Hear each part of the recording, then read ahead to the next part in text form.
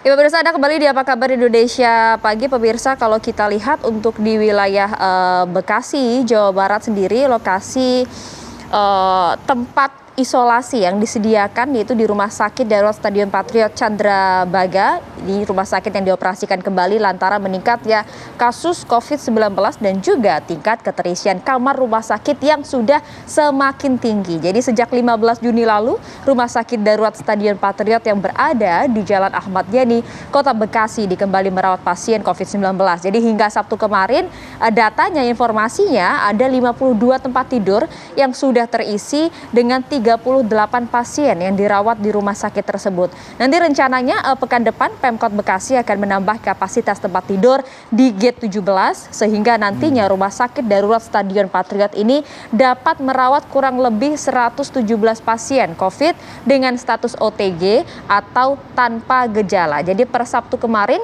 terdapat penambahan kasus COVID-19 sebanyak 438 pasien dengan jumlah total pasien yang terkonfirmasi masih isolasi atau dalam perawatan ada lebih dari 2.197 orang. Oke, kita perbarui lagi mungkin keterangan atau data yang tadi disampaikan ya, Maria.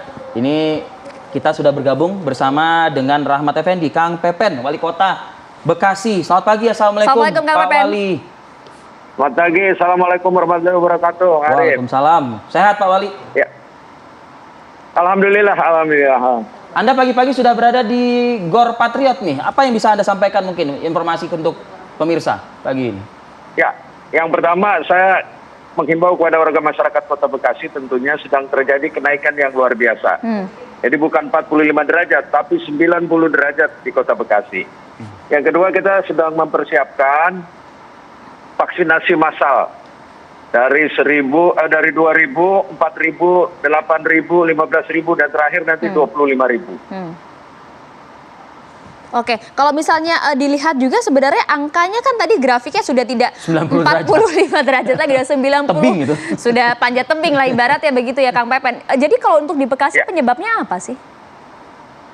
Pertama, kalau kita analisa, kita evaluasi terjadi pada saat Hari Raya Idul Fitri. Oke, ternyata warga Kota Bekasi banyak yang nakal pulang kampung, keluar Kota Bekasi tanpa izin dan setelah pulang tidak melaporkan. Banyak diketemukan kasus-kasus keluarga dari interaksi transmisi tersebut. Selain itu, apakah kemudian juga mobilitas warga setelah pasca libur Lebaran itu juga masih cukup tinggi di Bekasi, pantauan Anda? Ya, tentunya walaupun kita dari fasilitas pelayanan kesehatan di seluruh puskesmas, terus di rumah sakit tipe D kita terus berjalan, ternyata yang kita ketemukan tadi adalah lebih banyak pada klaster keluarga yang berkembang, ya di arisan, di tempat menikahkan anak, ya. Nah ini terus, makanya sekarang kita melakukan lockdown pada tingkat RT. Lockdown di tingkat RT, karena kalau kita lihat sebenarnya Bekasi ini salah satu yang cukup baik penanganannya, walaupun memang masyarakatnya banyak, tapi kemudian rumah sakit darurat yang di stadion ini kan juga sempat kosong beberapa waktu lama, kemudian juga angka kematiannya juga sempat nol kan, Kang Pepen? Seminggu Lebaran itu kami masih 19% bornya. Bed okupasi rate rumah sakit itu 19%. Sekarang sudah 84%. Artinya memang ada ya kasus aktif yang terjadi sangat luar biasa. Seluruh fasilitas lab kita kerahkan. Bahkan kemarin kita ketemukan satu hari itu ada hampir 481 dinyatakan positif melalui PCR. Oke, fungsi 3T pemerintah gimana nih Pak Wali? Tracing, tracking, dan treatment terus kita lakukan. Masih terus dilakukan? Ya, terus kita lakukan di masyarakat. Kami punya tim, 12 kecamatan kami bagi 3 tim. Tim 1, 4 kecamatan, tim 2, 4 kecamatan, tim 3, 4 kecamatan. Jadi kalau sekarang ini sebenarnya di Kota Bekasi itu tingkat kepatuhannya sudah sangat luar biasa. Hanya perkembangan penyebaran COVID-nya juga luar biasa cepatnya. Iya, itu dia. Betul. Oke. Nah, apakah memang 3 pilar gitu ya istilahnya ya,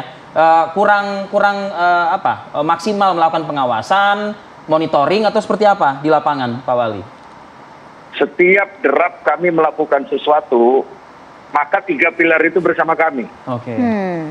Jadi kami bertiga ini, Kodim, Polres, beserta jajarannya sampai ke Babin Kamtipmas dan Babinsa, itu bersama dengan Lurah melakukan upaya-upaya itu. Makanya sebenarnya kalau tidak kami preventif dari awal, mungkin ya besarannya akan lebih besar lagi. Lebih tinggi lagi. Iya, iya. Lebih tinggi lagi. Tapi berkat kesigapan kita bersama, ya mudah-mudahan dalam minggu ini kita lihat angka penurunannya. Kalau tidak, kita sudah melakukan langkah-langkah, termasuk tadi mengaktifkan kembali rumah sakit isolasi yang ada di stadion. Jadi fasilitas kesehatannya, kemarin Pak, ya? ini udah 61, bukan 40-an, langsung 61.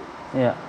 Pak Wali, kalau tadi Pak Wali bilang ini kan udah 90 derajat ya, lonjakannya, kurvanya, lalu juga keterisiannya juga. Nah, apakah perlu dilakukan langkah-langkah treatment-treatment yang khusus, Pak? Tapi kita kenal juga Pak Wali ini memang sangat menghargai berputarnya roda perekonomian di masyarakat. Nah, bagaimana Pak mencari perimbangan antara ekonominya bergerak, tepat, gitu ya kan? Tapi masyarakatnya juga ditertibkan dengan penanganan yang lebih khusus begitu.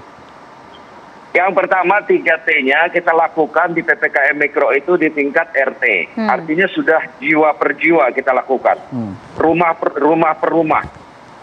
Saat di RT itu ada lebih dari 5-10 orang, maka kita langsung lockdown di RT itu.